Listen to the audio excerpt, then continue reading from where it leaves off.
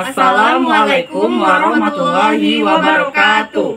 Kami dari kelompok 2 yang beranggotakan saya Raffi Sugandi, ada Novrin Prasetyo, kemudian Tara Fadila Amatullah dan Angga Bagas Saputra. Pada kali ini kami akan observasi ke SMA Negeri 1 Kota Jambi, yang mana akan mewawancarai pertama guru biologi mengenai RPP dan silabus, dan yang kedua yaitu mewawancarai staf guru mengenai program tahunan, program semester, dan rencana pekan efektif. Untuk tahu selengkapnya, ikuti video kami terus ya.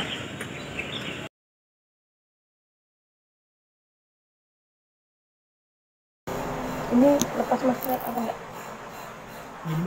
Protokol nggak apa-apa. Jadi Pak, di sini kami dari Pendidikan Biologi Universitas Jambi ingin mewawancari Bapak tentang silabus NRPP Pendidikan Biologi di SMA Negeri 1 Kota Jambi, Pak. Iya. Maaf ya. Yang pertama itu Pak, bagaimana ya Pak pengalaman Bapak selama mengajar di SMA Negeri 1 Kota Jambi ini? Baik. Kalau dengan pengalaman, kebetulan berkaitan dengan masalah silabus, kebetulan Bapak mengalami beberapa pergantian kurikulum ya, mulai dari kurikulum 84 itu silabusnya memang sudah tersedia. Dulu namanya GPPP ya, dan yang garis-garis besar program pengajaran yang dulu. Baru lalu ada silabus yang disediakan oleh pemerintah. Ini kurikulum selanjutnya seperti itu, disediakan oleh pemerintah dengan disesuaikan, diadopsi dan diadaptasi karena ini kurikulumnya berbasis sekolah. Ya, berbasis sekolah. Maka dari itu walaupun sudah ada silabus yang diterbitkan secara nasional, harusnya disesuaikan dengan kurikulum sesuai dengan kondisi sekolah. Yang lebih ekstrim lagi sekarang ini ya, sekarang ada masa pandemi, nah si COVID-19 ini ya silabusnya masih sama ya, tetapi masalah RPP-nya yang cukup diadaptasi, apalagi petunjuk dari Mas Menteri ini memang RPP 1 lembar. Jadi intinya itu ya jelas ada di sana ada pokok pembahasannya apa, tujuannya apa, langkah pembelajarannya apa, dan penilaian. Untuk langkah pembelajaran juga karena sekarang sistemnya daring pada umumnya daring, bisa gabungan daring dengan luring, maka biasanya Bapak menggunakan gabungan daring dengan luring. Mula-mula dulu murni daring, tapi ternyata banyak siswa terkendala. Jadi misalnya daring, langkah pembelajarannya adalah mengumumkan melalui WA, suruh membuka Google Classroom. Ya bergabung lalu baca tugasnya di Google Classroom, nanti tugasnya dikirim lagi lewat Google Classroom, hasilnya luring tetapi kolektif kelas. Mohon supaya tidak berbondong-bondong ke sekolah, ada koordinatornya datang ini, baru nanti dikirim ke sekolah. Ternyata merasakan itu pembelajarannya di RPP-nya diubah lagi, gimana saya bisa tahu siswanya memahami materi atau tidak. Saya harus ngajar, gunakanlah Zoom, pakai Zoom meeting. Jadi di RPP-nya kan ada langkah kerjanya, langkah kegiatan pembelajarannya, yaitu membuka Zoom yang diberikan ID-nya, misalnya gitu. Terus nanti ada penilaian. Nah, penilaiannya gimana? Nah, karena kebetulan kita tidak bisa mengecek satu persatu siswa, beda dengan tatap muka ya. Kalau tatap muka saya bisa deketin, gimana, sudah tahu belum? Mana yang tidak tahu bisa langsung dikomunikasikan. Ini agak repot, bukan sulit, tetapi agak repot dan juga keterbukaannya belum tentu. Nah, kalau untuk yang silabus RPP Semansa itu Pak, itu ada tim penyusunnya atau Bapak sendiri yang menyusun silabus RPP? Untuk idealnya adalah tim. Kami ada tim MGMP sekolah, Tetapi untuk praktisnya misalnya guru pengajar yang kelas 10, oke, diberi tugas tanggung jawab membuat kelas 10. Kalaupun ada yang berdua, ya pokoknya masing-masing membuat dulu. Kemudian yang kelas 11 demikian juga, kelas 12. Kalaupun ada lebih dari satu guru, masing-masing membuat. Kemudian kita analisis bersama.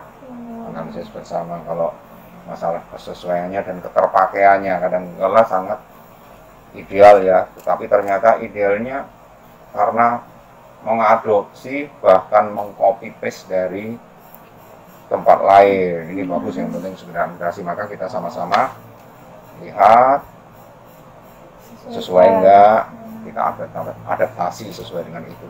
Bahkan sudah nanti silabus di sekolah itu pun nanti dengan masuk ke siswa yang kelasnya berbeda pun kita juga harus mengadaptasi pada saat membelajarkannya. Beda. Di RPP, dituangkan di RPP. Mungkin di RPP kita ya memang membuat satu, tetapi ada catatan-catatan di buku. Saya benar langsung saya tinggal ini. Ada catatan-catatan di buku gitu. Oh, ada kendala ini. Di kelas A lancar, di kelas B ternyata beda masalahnya. Ataukah mungkin metodenya yang nggak pas untuk kelas ini, atau bahkan lebih gede lagi model pembelajarannya yang kurang pas, ternyata nggak bisa disamaratakan. Betul, Pak. Kalau dalam pembuatan silabus NRPP-nya tuh kendalanya apa aja, Pak? Apakah ada kendala dalam pembuatan silabus NRPP? Ya kendalanya seperti tadi, ya sebetulnya nggak bisa diseragamkan.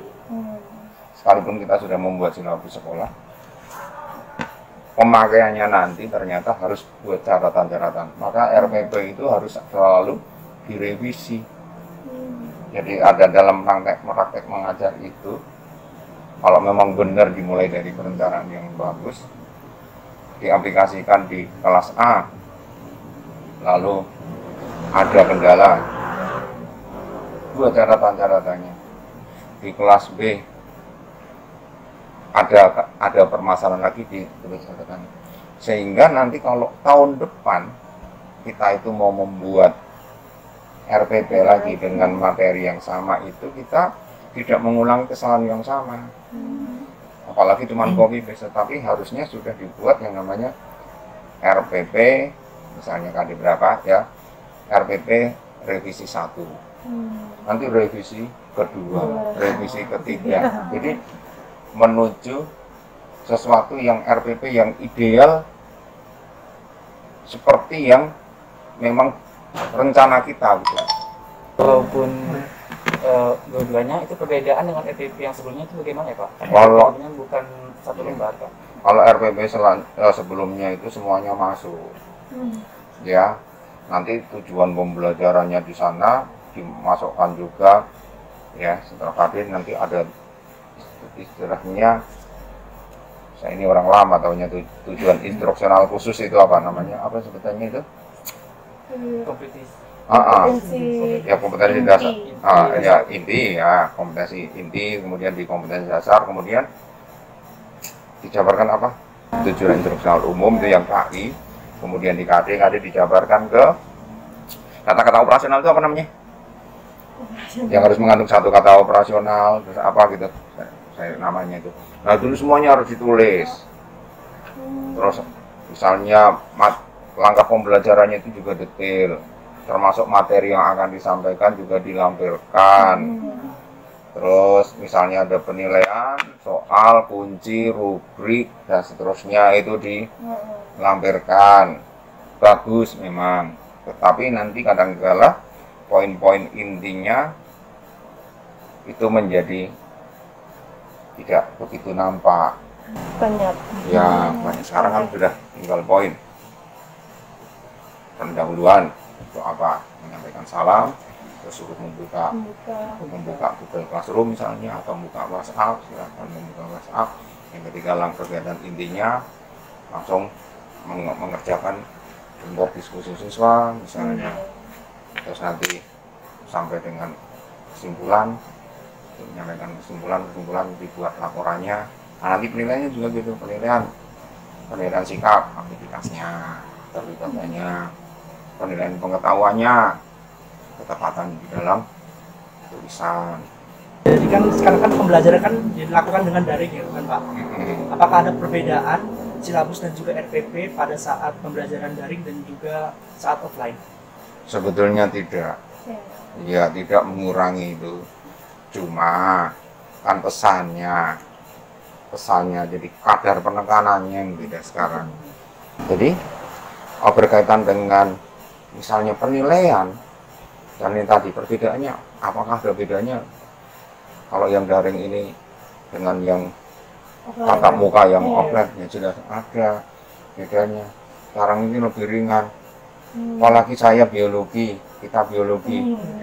Terus terang aja SMA 1 pembelajarannya akhir-akhir ini yang kelas 11 terutama kelas 11, kelas 12 harus lebih giat ya karena sudah penekanannya harus lebih. Tapi terlalu tekan salah. Nah, jadi kami terbiasa dengan offline, maka dengan online ini ya masih terkendala-kendala.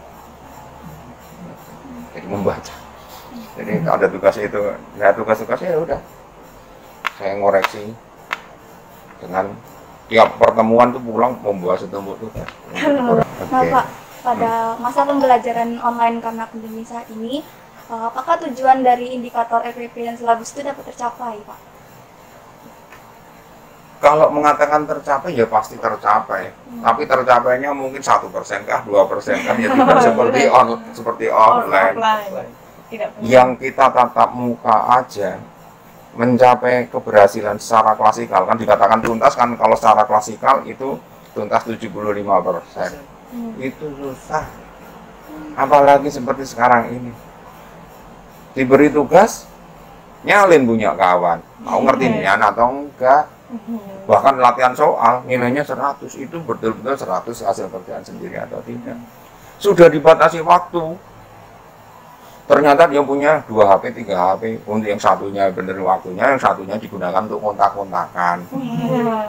Ya, ternyata nggak bisa karena ini kan jarak jauh, pembelajarannya jarak jauh. Di sana ada siapa, bagaimana caranya, alatnya apa saja, itu beda-beda.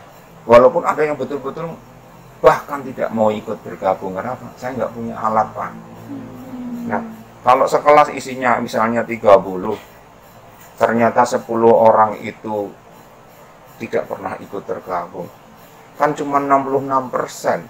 Kalau yang ikut semuanya tuntas loh ya, hanya 66%. Secara klasikal tetap dinyatakan tidak tuntas, belum tercapai. Ya, jadi mengatakan tercapai, tapi tercapainya berapa persen jelas jauh lebih rendah kalau mau ngukur dibanding dengan tatap muka. Tapi kalau sistem ulangannya gimana Pak? Apakah lewat online juga atau bentuk tugas gitu Pak ulangan? Saya hampir tidak percaya terhadap nanti apapun cara yang disampaikan. Maka terus terang aja, Bapak hanya memberi nilai. Iya, tidak akan memberikan ujian. Makanya ada nggak informasinya? Nah, nih.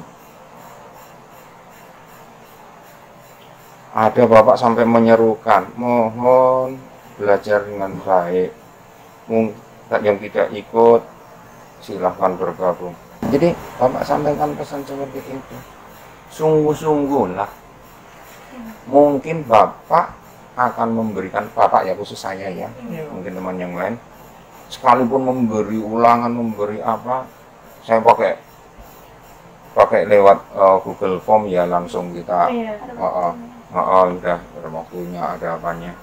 Mereka, saya juga Bapak tetap belum percaya, maka dari penugasan itulah Bapak menilai.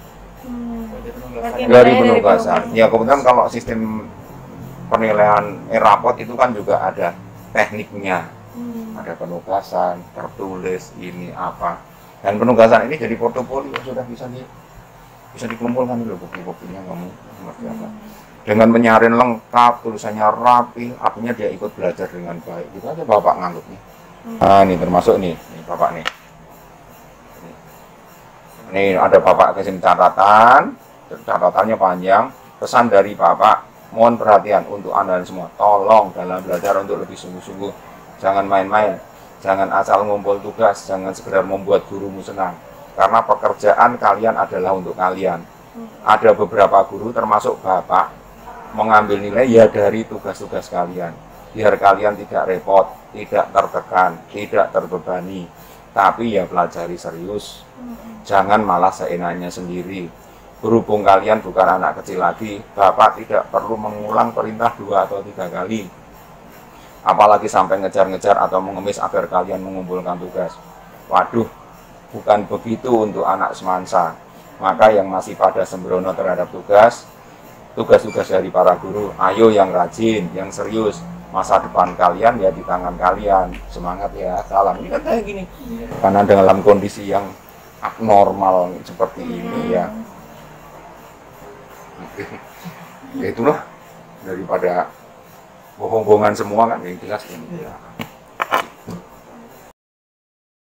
Kami nanti itu ada tugas analisis silabus dan RPP dari SMA Negeri 1 Kota Jambi, Pak. Nah, itu kami boleh minta file silabus dan RPP-nya, Pak. Kayaknya kalau itu nanti saya rembuk dengan kawan. Iya. Ya dirembuk dengan kawan, produk dalam kadang-kala harus di Iya. ini kan nanti saya ngomong mau kok dikeluarkan, apakah hanya dikeluarkan sebagian kan nggak tahu. Iya. Contoh di analisanya ya kan. Iya, Pak. Itu Oke. aja, Pak, mungkin untuk pertanyaan silabus RPP-nya, Pak. Terima kasih Iya. banyak ya, Pak. Sama-sama, semoga sukses, Iya. tetap semangat ya. Terima kasih, Oke, Pak. sama-sama. Selamat siang, Yo, Pak. oke, salam sehat. Ya, selamat siang.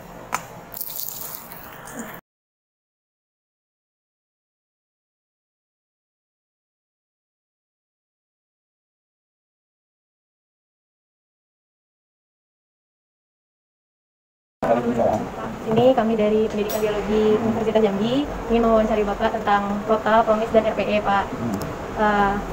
Untuk awalnya, bagaimana Pak pengalaman Bapak selama mengajar di SMA Negeri 1 Kota Jambi? Saya mengajar di SMA Negeri 1 Jambi ini sejak tahun 2009. Sebelumnya di SMA Titian Keras. Kemudian tahun 2004-2005 di SMA Dharma Bakti 3. Kemudian diangkat jadi PNS, ditempatkan di SMA 1 tahun 2009. Waktu itu masih Pak Adi Priyono. Kemudian setelah di SMA Titian Keras, kemudian SMA Dharma Bakti 3, kemudian di SMA 1 ini saya dipercaya untuk menempuh mata pelajaran TIK. Kemudian tahun 2011 saya ikut sertifikasi TIK. Kemudian tahun 2015 karena mata pelajaran TIK nggak ada lagi kan, karena diganti dengan bimbingan TIK, maka saya mengikuti sertifikasi lagi mata pelajaran biologi. Nah, karena guru biologi di sini sudah cukup, memang sih bukan cukupnya, tapi jamnya kan masih juga lebih banyak juga. Tapi karena ada pengganti mata kuliah TIK yaitu prakarya yang bisa diampu oleh guru biologi, maka saya dipercaya untuk mengampu biologi sekaligus bimbingan TIK. Gitu. Kemudian Pak, untuk kami di sini ingin mengetahui Pak, untuk penyusunan Prota, Promis, dan RPE itu bagaimana ya Pak? Program tahunan yang kita susun itu seharusnya kita dasar pada silabus atau mungkin silabus ya. Dari silabus itu kita kembangkan lagi menjadi RPP. Nah, di RPP itu kita susunkan batasan-batasan atau kompetisi dasar apa aja yang akan dipelajari untuk 1 tahun ke depan, untuk 1 tahun pelajaran. Nah, dari 1 tahun pelajaran itu kita pecah lagi per semester. Dari semester itu kita harus pilih lagi, kita berdasarkan silabus atau kurikulum yang sudah ditetapkan. Tadi kita tentukan dulu kelas berapa, kemudian KD-nya apa, apalagi sekarang kan KD-nya udah ditetapkan, RPP juga sudah lengkap. Jadi kalau sekarang saya nyusun RPP itu cukup simpel aja, lihat apa aja yang harus indikator apa aja yang harus didapatkan, harus dikuasai oleh siswa, itu aja kemudian saya susun jadi RPP. Nah, RPP itu saya susun RPP itu mulai dari semester awal sampai semester 2, maksudnya semester ganjil dan sampai genap. Itu aja. Dan dasarnya itu apa aja indikator yang harus dikuasai oleh siswa untuk menguasai 1 KD atau beberapa KD, itu yang kita susun jadi program tahunan. Kalau untuk program semesternya itu bagaimana ya Pak? Ya, program semester itu tadi kita pecahkan lagi dari program tahun tadi. Dari program 1 tahun tadi itu kita pecah lagi per KD itu. KD semester 1 tahunnya mengenal sel, tahunnya, atau mempelajari tentang mikroskop itu. Kita susun aja itu semuanya per urutannya sesuai dengan kurikulum atau silabus itu. Kemudian dari silabus itu kita pecah lagi menjadi susunan kompetensi yang harus dikuasai oleh siswa. Nah, dalam satu semester kita pecah lagi itu. Kita pecah lagi satu kali ini bisa dikuasai untuk berapa kali pertemuan. Tapi kalau kita lihat indikatornya, kadang-kadang satu kali itu indikatornya masih banyak. Tapi kita ambil yang sangat esensial, untuk esensial aja. Yang itu aja. Itu kita sini jadi program satu semester. Ya. Berarti rancangan akan efektif ya itu Pak. Iya. RPN itu dari kota promis baru ke RPN-nya. Iya, betul. Berarti ada tahapan-tahapan Iya. gitu ya Pak. Baik Pak. Saya ingin nanya Pak, kalau untuk buat proses pembuatan RPE kota sama provinsi itu bagaimana ya Pak? Secara Ada timnya nggak Pak atau Oh, iya. Bapak sendiri yang menyusun? kalau kebetulan saya nggak terlalu mengarah ke biologi, tapi kalau mengarah ke TIK, penelitian pekerja, kami di sini dalam satu komponen KIP. Di situ setiap pertemuan, setiap minggu kami selalu menyusun apa yang harus kami berikan untuk siswa dalam satu minggu. Pokoknya saya mengajar kelas 10, kelas 11, kelas 12. Nah, untuk kelas 10 apa aja yang harus dibutuhkan untuk belajar satu minggu itu. Kemudian minggu berikutnya apa lagi. Kemudian indikator yang dikuasai itu apa lagi. Kemudian setelah itu kita susun semua seperti itu. Berarti ada tim dan Iya, ada biasanya per timnya. minggu gitu Pak ya. Setiap minggu. Dan setiap minggu setelah itu kan kami dijalankan kami adakan pertemuan lagi kan setiap minggu itu kan kami evaluasi apa aja kendalanya. Oh, kendalanya. Kendalanya apa? Kenapa kok nggak terlaksana ini? Kenapa indikatornya nggak tercapai? Kenapa kok ini tidak bisa? Atau kenapa kok ini bisa berhasil? Apa aja trik-triknya? Itu kan kami lagi kan. Nah, hasil dari kajian evaluasi itu kami susun untuk minggu yang berikutnya, gitu. Dan begitu saja. Kemudian apakah saat ini kan udah mulai online ya Pak ya, Iya, karena iya. pandemi, apakah itu berubah Pak rancangan pekan efektifnya apakah berubah atau bagaimana Pak? Betul, berubah 180 derajat sih. Berubah sekali berarti Pak. Kalau saya untuk prakarya aja, itu udah nggak mungkin lagi kan tatap muka nggak perlu kan. Ya saya mencari itu teknik untuk mengajarkan pembelajaran jarak jauh itu. Kalau sekarang kan RPP-nya udah nggak bisa lagi yang satu lembar itu seperti yang itu kan, tapi RPP PJJ sekarang. Iya. Itu mungkin di guru lain nggak ada ya, tapi secara pribadi saya menggunakan RPP yang namanya RPP PJJ. Saya cuma itu aja ambil satu notis yang dikuasai oleh satu semester itu. RPP-nya saya cukup buat untuk satu RPP untuk 1 bulan. 1 bulan aja. Jadi dari 1 bulan itu hanya mengumpulkan apa aja sih yang harus dikuasai, indikatornya apa, materinya apa, semuanya apa, materinya apa, kadinya apa, tujuan pelajaran apa. Itu cukup 1 bulan satu RPP. Itu aja. Setelah itu setiap minggu itu aja dilaksanakan. Gitu. Dan pembelajarannya juga melalui online juga, melalui Zoom atau mungkin menggunakan, kalau saya menggunakan ada namanya aplikasi LAR. Aplikasinya namanya LAR. Tapi karena siswa kurang menguasai, saya gunakan Google Meeting atau Zoom. Google Meeting, karena itu kan lebih sederhana, mereka udah tahu kan dan juga udah banyak digunakan. Tapi ketika saya menjelaskan menggunakan, saya tawarkan program yang lebih enak, mereka nggak menguasai, ya udah saya balik lagi. Itu aja. Untuk protokol misnya juga tidak berubah atau rencana pekan efektifnya aja tetap berubah? Iya. Mengikuti pandemi ini? Iya. Pada proses pembuatan kota provinsi RP ini Pak, apakah ada kendala atau bagaimana? Iya betul. Dalam menyusun itu kendalanya banyak sekali. Kenapa? Ada satu materi yang harusnya dikuasai dalam 2 minggu atau 2 minggu, 2 kali pertemuan atau 4 kali pertemuan. Itu harus diusahakan agar mereka menguasai dalam waktu sesingkat-singkatnya. Iya. Kenapa? Mereka juga kan nggak harus belajar biologi pada saat bersamaan setelah biologi mereka harus itu. Nah, setelah mereka belajar biologi, informatika misalnya, mereka kan otomatis masuk lagi ke pelajaran berikutnya. Nah, pada saat mereka akan hilang lagi nih apa yang sudah diajari sebelumnya nih. Maka akhirnya mereka kembali lagi pakai PWA, bagaimana kan mereka kan tanya kembali, Pak tadi Bapak ngajar apa sih? Pak kami tadi nggak ngerti itu. Udah akhirnya saya ulang lagi gitu. Nah, kendala seperti itu ketika saya merasa bahwa indikator ini sudah tercapai oleh siswa, ketika mereka mengikuti pelajaran yang lain, mereka udah lupa, saya balik lagi, akhirnya untuk materi selanjutnya mundur lagi minggu berikutnya. Tidak sesuai dengan yang sudah dibuat gitu ya Pak? Dan itu juga loh, di mana-mana juga apa yang kita rencanakan belum tentu sesuai dengan kenyataan di lapangan. Saya bikin nih, nanti saya mengajar pakai Zoom materinya ini, atau saya kasihkan video pembelajaran seperti ini, kasih gitu. tapi kenyataannya belum tentu mereka bisa menerima itu. Akhirnya Pak nggak usah pakai Zoom lah Pak, pakai apa, pakai WA aja lah Pak. Ya udah saya buat grup di WA, mereka tanya situ ini kendala kalau di WA gimana, saya tuh banyak ngetik. Tapi kalau di Zoom mereka kita tatap muka langsung, mereka meskipun tidak secara nyata ya, secara di dunia maya saya bisa melihat ekspresi wajah mereka memang ya aku enggak. Meskipun kalau saya tanya kamu udah ngerti belum nih, karena ngerti Kak, tapi gitu saya buat pertanyaan di bagian chatnya, yang jawab itu Pak kami nggak ngerti. Pak kan belum paham gitu.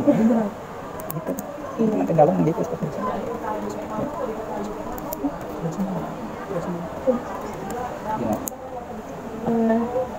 Nah Pak, untuk perbandingannya nih Pak, misal antara proses RPE yang offline sama yang online ini, mana yang lebih mudah dijalankan Pak? Sebenarnya kalau dijalankan semuanya bisa kok, dijalankan semua bisa. Cuma sekarang masalahnya kemampuan penguasaan guru terhadap teknologi dengan siswa, kadang siswa lebih pintar gitu. Saya ajarkan ini, Pak nggak usah pakai ini Pak, ada apa? Pakai apa? Pakai ini Pak. Bisa. Saya bilang bisa, tapi saya pelajari dulu online. Jangan sampai gitu Pak. Apalagi nanti kalian jadi guru, kadang-kadang kita jadi guru ini apa istilah, kalau mungkin dosen kalian pernah bilang tua semalam. Maaf nggak tua semalam? Maksudnya apa yang akan kita pelajari, apa yang akan kita berikan, kita hafal dulu malam itu. Iya.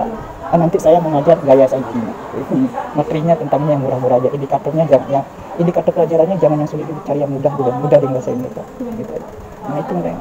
Terus kita harus banyak baca dulu, padahal mereka mungkin udah banyak tahu. Itu yang tua semalam tuh. Berarti nggak ada bedanya Pak? Semua bisa dijalankan? Bisa dijalankan semua, tergantung gimana strategi gitu.